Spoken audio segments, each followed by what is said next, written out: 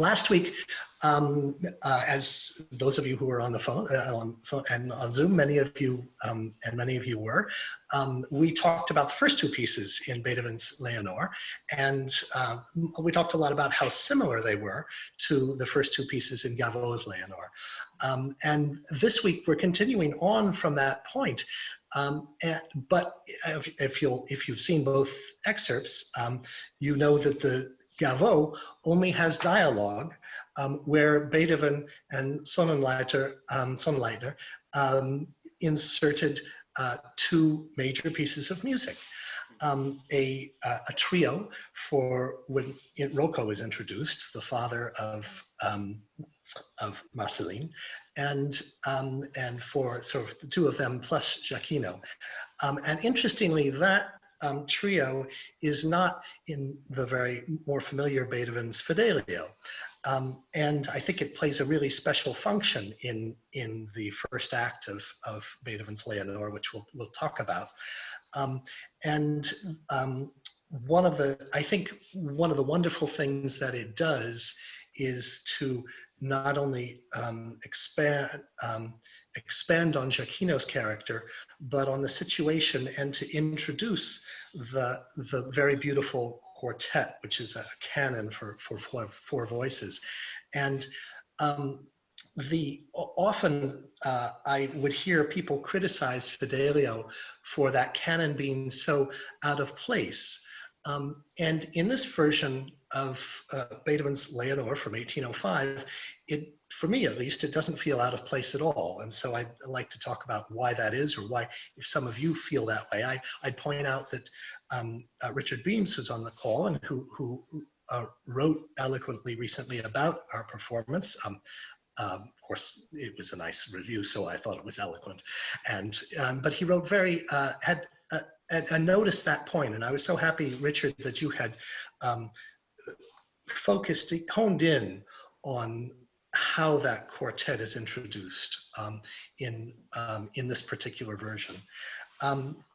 And then, so I thought we could, since in the last week, it was really clear that Beethoven's two movements were similarly structured to Gaveaux's, but here with two new movements, one of the things we might talk about, and Kristina, I think, will help us a bit, is where might these movements have come from, or where might they, what might have inspired them? And we have some ideas and even some music to show you. If Kristina has it on the thing, and I can even maybe play it for you for a second, since I'm not a singer, or Kevin could sing it. But in any case, I thought we could also have Kevin talk about what it meant to do the Beethoven after the Gaveaux, as we've asked Pascal Marceline the same thing last week, but I think it's especially pertinent to Kevin because his character is really only in these scenes substantially with singing and with spoken words. And I think it develops very interestingly, for me at least, in the trio and in the quartet. So I think that, and also there's some really interesting staging choices that maybe Kevin could talk about. Ones he made, ones the director Oriol worked with him on. But more generally, Kevin, how do you think that the character is different in Sonnleitner's libretto and as characterized by Beethoven's music, and particularly with regard to these scenes? But we've already heard you in that wonderful duet, and we talked about how different last week the duet, the very French Je te caresserai, was from some of the Beethoven. So would you like to riff a little bit on that? Sure, absolutely. So one of the things that were very different from, like, I just rewatched the scene, the 2-minute scene from that takes place instead of the trio and the quartet. It's really interesting to see that, Jaquino is only given a little bit of exposure, and then he's off. I don't know if Beethoven liked the pathetic Jaquino a little bit more, but he definitely gave him much more spotlight. And I think Auriol, the director, helped us a lot in that. That he's not in the Gaveaux. It was very unrefined. He's still unrefined in Beethoven, but not as much. And he's almost vulgar in the French version, at least for a French-speaking person. He's using quite vulgar language when he's speaking to Marceline, which makes it interesting. When you get to Beethoven, obviously it's not as obvious for me because I'm not a German speaker, but he's still not as classless. He's not as as rough as he was in the Gaveaux, which makes him interesting, much more interesting to play, because he's confused and frustrated, because even though he's offering simple love to Marceline, he's not some guy from the noble class or anything, but it's still a pure love. He's still offering something that's real and something that's pure, which makes him the more spotlight he gets allowed me to spotlight that more, which makes it much more interesting.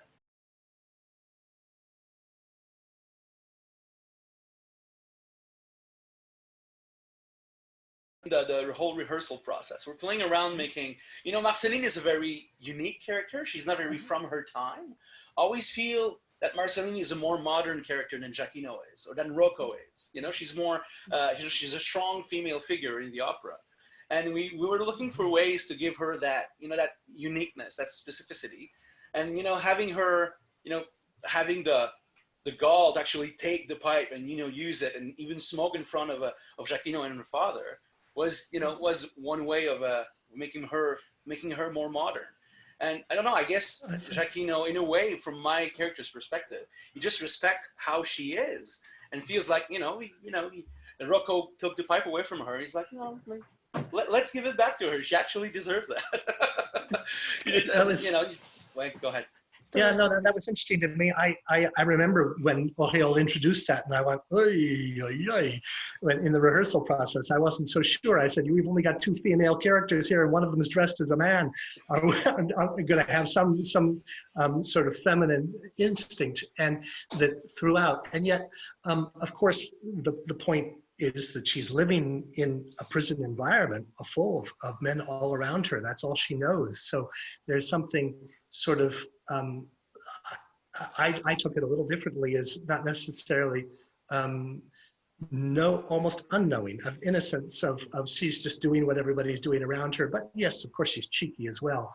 And then I did, similarly, I grew to very, very fond of this, because not only although those are wonderful gestures, you're trying to please her, and you see that her father has taken away the pipe, and the pipe pleases her, and you sort of try to give it back to her as another way of getting her to like you. And yet also the pipe, of course, goes away by later.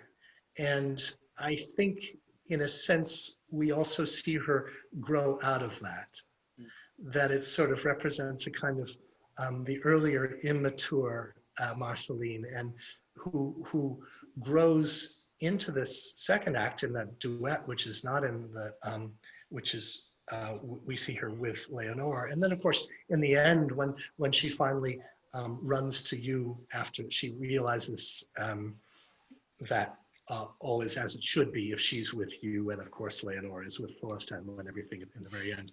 So I also noticed and had a sort of journey with that stage business, and came to find that it worked on a lot of different levels, even though it's kind of like, oh, what's she doing when you first see her smoke, put that in your pipe and smoke it.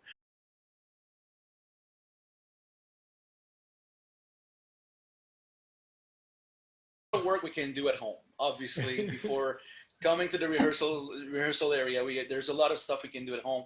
We can translate a lot, can rehearse it a lot, and can, we all have a good basis of German, because we sing it so much. But when it comes to dialogue, that's a whole different story. Because it flows so differently than when you sing it. When you sing it, the notes are already written. the inflections with a good composer, which Beethoven has, the inflections and the way the lines are supposed to go are, you know, they feel natural. And with a conductor like Ryan, it just feels even more natural. We know where to go, and we know it's all written, it's all clear to us. But when it comes to dialogue, it's a completely different game, because we're supposed to be as natural as if we were speaking it in our everyday life. And that's the really tricky part. And that's where we needed a coach, actually, to come in quite a few times and listen to us butcher the dialogues a few times. Well, you know, butcher, I'm speaking for myself, and, you know, there was a few really important lines that were really tricky, and she helped us a lot with that. Yes, and we should mention that it was Dolores Ziegler, who, of course, is the wonderful mezzo with a huge career behind her, and who teaches here at the University of Maryland, and is not only a friend of Opera Lafayette, but she was the older mother when we went to Versailles the first time with the Monseigneur Le Roy Le Fermier. She was the mother, and so she was wonderful to have with us, and she's helped us on occasion and stepped in, having worked for many years in Germany and done a lot of German repertoire. She was very helpful to us. So a shout out to Dolores. Yeah, shout out. Thank you so much, Dolores.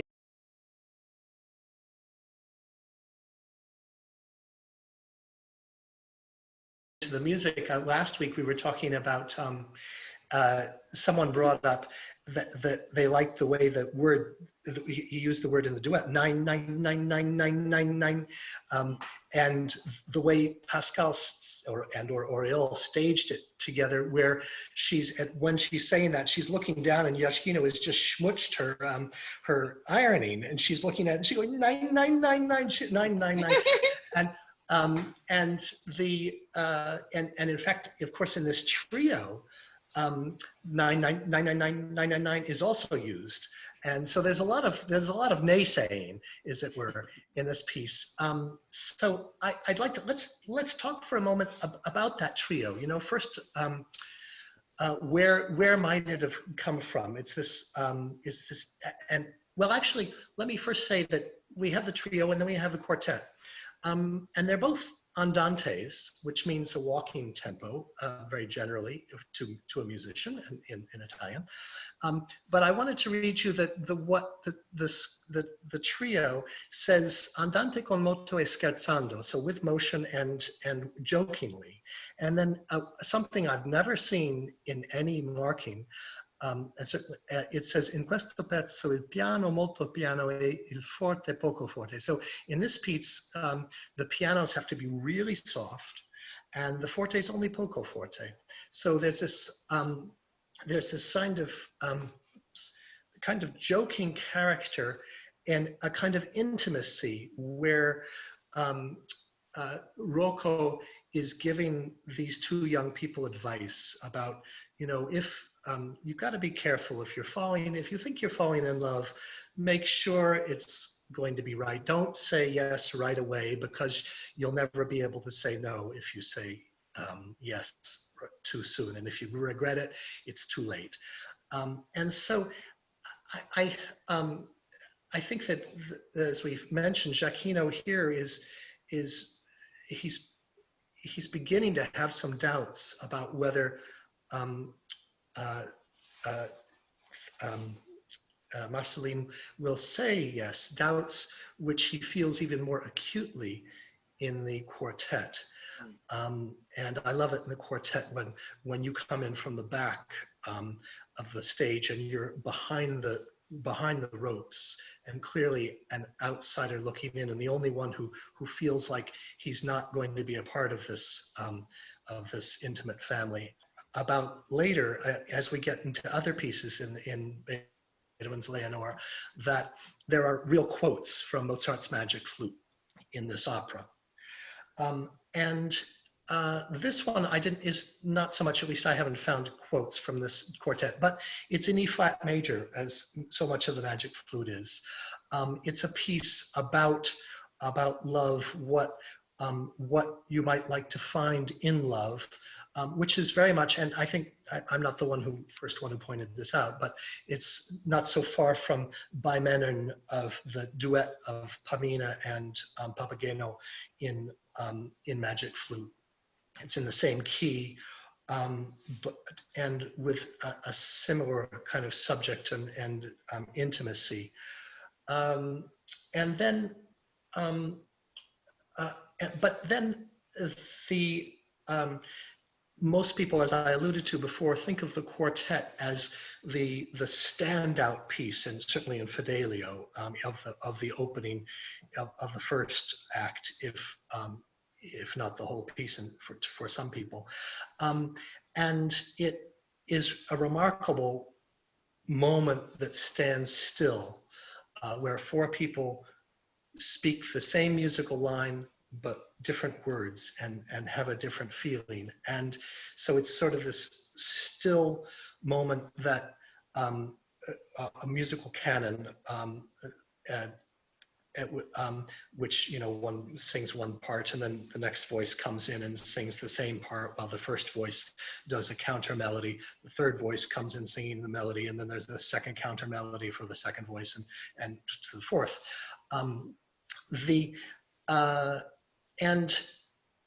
Tina, just this afternoon, told us about a piece that might have been a precedent for the quartet that I was not aware of. And I think I can play the melody for people, but Tina, would you like to tell us a little bit about that? Because it was completely new to me, and I can't speak authoritatively about it. Well, thank you. There are a few sources that have sometimes been cited for this. I mean, the one that is usually cited is the Champagne canon in the last act of Così fan tutte, which is a four-voice canon, and which has the similarity with this one that there is a free voice. Guglielmo has a kind of patter. Everybody else is singing about wanting to submerge their past lives in their drink, and Guglielmo has this kind of pattern which he thinks about. He wishes that they were all swallowing poison at this point. They were all drinking poison. So it has that similarity. But there was a review in June 1814, so in the Allgemeine Musikalische Zeitung, an anonymous review by a reviewer who is interesting because he wants to tell us about the various points of view in the audience. So this was right after the May 1814 performances of Fidelio. And he says that the canon stood out. They had to play it twice. Some people really loved the canon, but there were other people in the audience who felt that the canon was not as original as one had come to expect of Beethoven, and that it sounded much too much like the canon from Payer's Camilla. And that is a three-voice canon. I mean, there's some similarities. There's an introduction that has violins and violas and wind parts. And it's a three-voice canon for two sopranos, one of whom is a male character, Adolfo, and then a bass who comes in. There's a pizzicato passage. So, I mean, there are a few things. It's in 6/8. Like Beethoven's. So it's interesting to sort of think that this was heard by some people as sounding much too conventional, in fact. Definitely. Would you like me to share that music right now, Kristina? Sure. You want okay. to Sure, yes, definitely. So I'm about to share my screen with the music that Kristina has been referencing. Just bear with me 1 second. I think it's on page, it's a little hard to see on page 4, but I'll play the melody for people. I think it's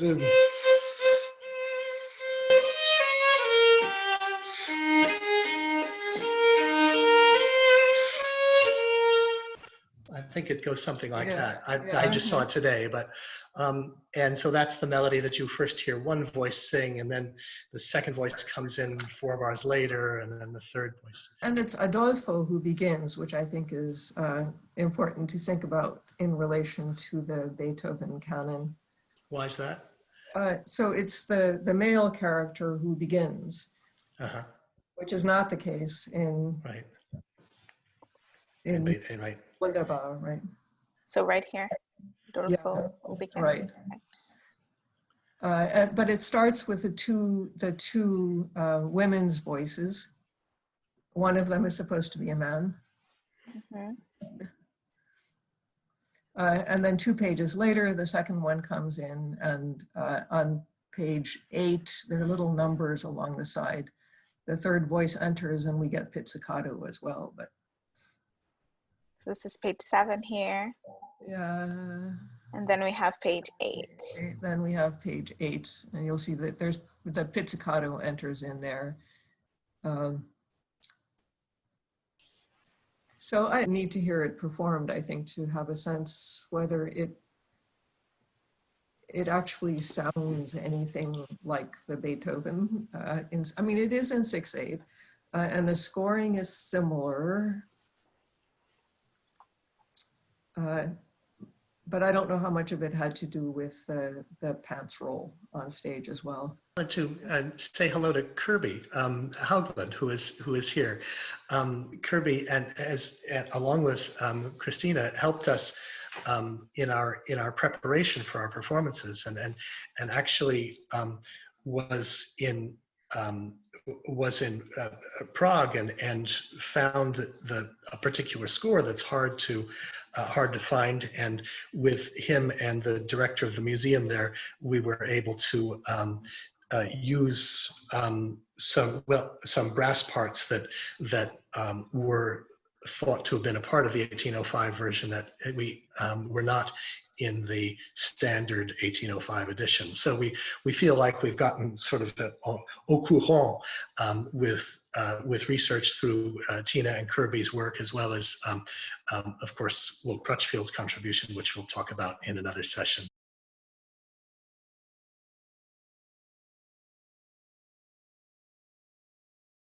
I think it's prepared in so many ways, and that's one of them. I remember Tina talking about how last week, just how they were, maybe Sonnleitner was turning this into a more Italian and opera in its structure that way. I also, we won't be showing the next 2 movements, but I did want to point out that something that I thought of when I was watching it recently, doing some of the editing, and that's, we have this wonderful trio here with ROCCO giving advice to the Jaquino and MARZELLINE. And then we have the quartet. And then what follows, although it's just an aria for ROCCO, the famous one about money, and you've got to have money, it's really, in a sense, a trio if they act it well, as I think Auriol has really directed them to do, and they have themselves found to do.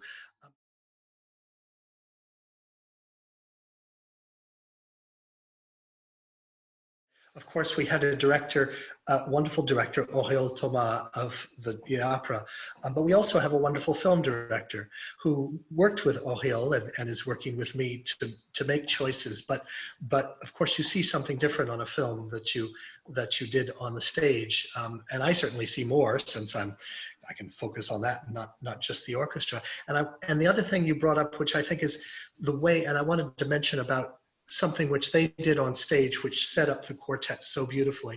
If you noticed in the Gaveaux, MARZELLINE brings a cup of something to drink to Leonore, Fidelio, who's just come in with these heavy bags, and she wants to give her something, and she's tired, Leonore's tired, and she wants to offer her something, which of course is mirrored later when Leonore offers Forostad in prison something, but she gives her this cup, and there's, when it's done in the Gaveaux, Kimmy, the Leonore, of course there's no quartet to follow, so she just says, "Oh, thank you very much," and it means one thing. But when Marceline Pascal gives that cup at the beginning of the quartet to Leonore, and we're about to, and we start this slow, gorgeous music. They do it completely differently, and she offers it kind of reverently, and Leonore looks thankfully, but with discomfort, and it's the most beautiful stage setup for the mood of the quartet. I just love it. And I'd also just like to mention that really this quartet is setting up that wonderful other frozen moment at the end of the opera, oh Gott, oh welch ein Augenblick. And there's this sort of, for me, there are 2 or 3 really touching, really poignant moments in this piece.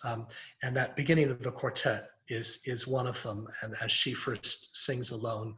And they set it up so beautifully, and then we'll see the others as we go along over the next few weeks. So, quick thing about the quartet, when we did it in Washington, the staging was actually quite different. I don't know if you remember, Ryan, but when we did it in Washington, I was all the way to the stage right. The others, yes. Yeah, I was just there on my own, and everyone was on stage left. But since the stage in New York was much smaller, if I was all the way to the right, I would just be hidden in the curtains. So they moved me behind Marceline and Leonore, and that made such a good way of seeing it. You know, just getting outside of behind the bars, behind the stage, and behind them. It made so much more sense, but we discovered it as we moved on stage in New York, which is incredible. Yeah, it's wonderfully. We kept refining, and Oriel kept refining staging, and we did, I think, on the music too, which I hope we'll all hear.